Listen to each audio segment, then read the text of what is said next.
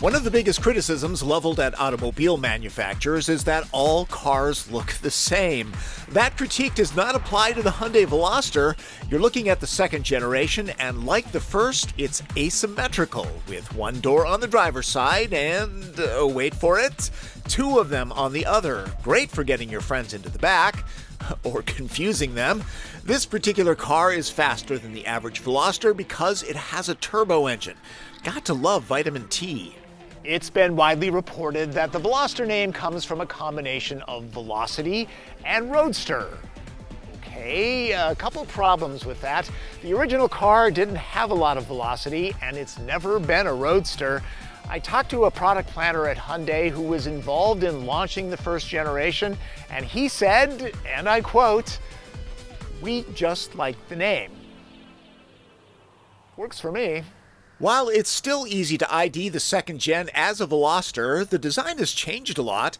All of the character lines are different, and the A-pillar is pushed towards the rear a bit. A spotter's guide, the turbo engine has two pipes in the center mount exhaust, and the black roof treatment means it's an ultimate model.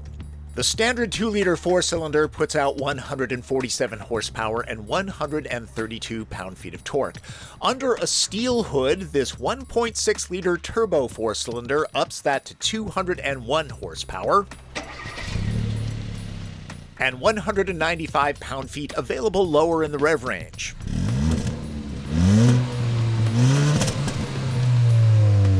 There is a 6-speed manual. The automatic and turbo models is a 7-speed dual clutch. The standard engine's auto box is a regular 6-speed. In manual mode, the heads-up display shows an easy-to-read tachometer.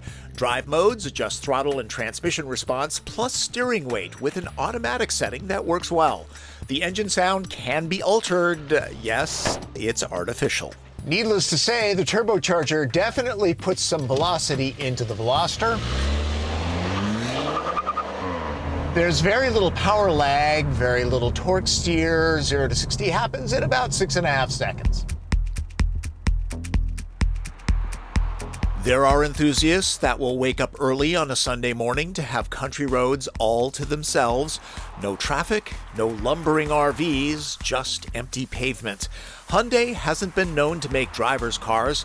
This puts Volkswagen GTI and Honda Civic on notice that the South Korean company is figuring it out.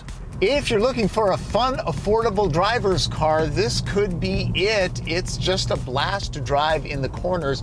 Very compelling. It's due in part to brake torque vectoring. Also, the turbo models get a quicker ratio steering that's calibrated differently. By the way, the steering wheel weight has a nice hefty feel once the speed rises. I've heard the 6-speed manual in the Veloster is a pretty slick unit, so take that into consideration.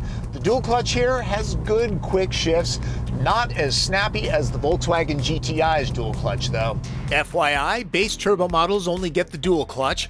R-Spec models are equipped solely with the 6-speed manual, upgraded with a B&M Racing Sport shifter. The suspension is firmed up on this car. It's not uncomfortable, but if you're looking for a cushy ride, Veloster Turbo isn't it.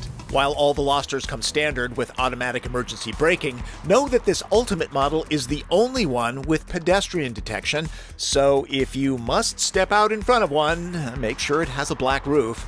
Some Velosters get rear cross-path detection and blind spot warning standard, others don't. Check carefully if these are important to you. The exhaust note, pretty solid in the Veloster. I've been playing around with the active engine sound.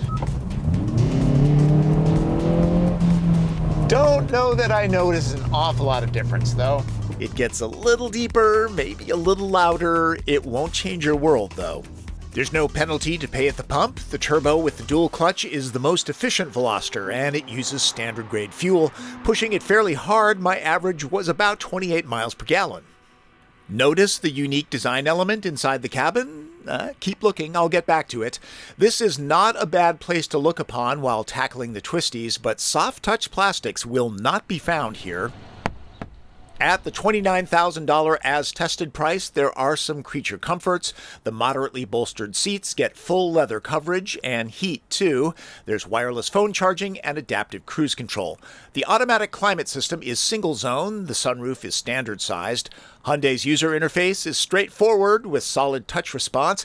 It shouldn't confuse too many people. Android Auto and Apple CarPlay is standard on all Velosters. So, figured out the interior detail yet? Well, like the exterior, it's asymmetrical. White on the passenger side, black on the driver's side.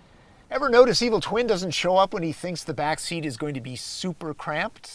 Actually, Veloster is okay. With the first generation, I would hit my head on the ceiling. This one, I have just enough headroom at 5'9", even when I'm sitting up straight and you can't see me. With this adjusted for me comfortable up front, I have enough knee, leg, and foot room, but no seat pockets? No power ports of any kind either. Visibility is poor, the windows are pretty small.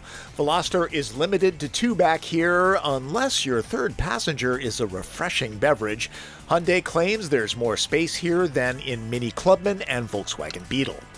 Veloster may not be a big vehicle, but it is practical. As I always say, hatchbacks rule. Not only is there a spare tire, thanks Hyundai, the security cover can fit in the back so it doesn't have to be left at home. As expected, the seats split and fold, not 40-20-40, but this is an affordable car and that would add to the price. I figured Veloster would be limited to an easy 4 packs in the TP trunk test, but I was wrong. It takes 5 without too much scrunching. Buyers don't seem to be interested in sporty cars the way they were 20 years ago. Glad to see Hyundai keeping the torch lit. The Veloster kind of brings back memories of the late great Honda CRX, with an extra door on the passenger side. More than design, the real strength of this car is found on the road. Ah, here comes another corner. Corners are fun in this car. Hyundai has shed its reputation of building cheap budget cars. The Veloster proves it can rid the numbness out of its chassis dynamics. The turbo engine offers up solid performance. It could make owners early risers to have the roads as their own personal playground. Now, if Hyundai just made a roadster version. Some of you have asked where I shoot my driving footage. I really try to use different places to keep these videos fresh. There's over a dozen spots I choose from. I may not have 2 million subscribers, but I approach my pieces like I do. These roads are between Fall City and Carnation, Washington, where the evaporated milk was invented. Seriously. Martin Campbell and I came out here to shoot at daybreak for best light, and after we were done, we drove some more because, well, the Veloster is a good time. And if you have a car you love to drive, I suggest going out to roads like this and having some fun. Though, as always, drive carefully. There's always the chance there's a runner or a cyclist around every corner. I will say this car is, geez, stay in your lane. Yikes. Or a really bad driver in your lane. If you like the idea of an asymmetrical car, but the Veloster Turbo simply doesn't have the get up and go that you require, you might wait around for the N model. N apparently stands for Namyang, which is Hyundai's R&D center, and the Nürburgring, where the car was further developed. It has a 275 horsepower turbocharged 4-cylinder, an electronically controlled limited slip differential, adjustable suspension, and a 6-speed manual only. You will have to row your own gears with that car. Nothing wrong with that. Looking forward to driving that one.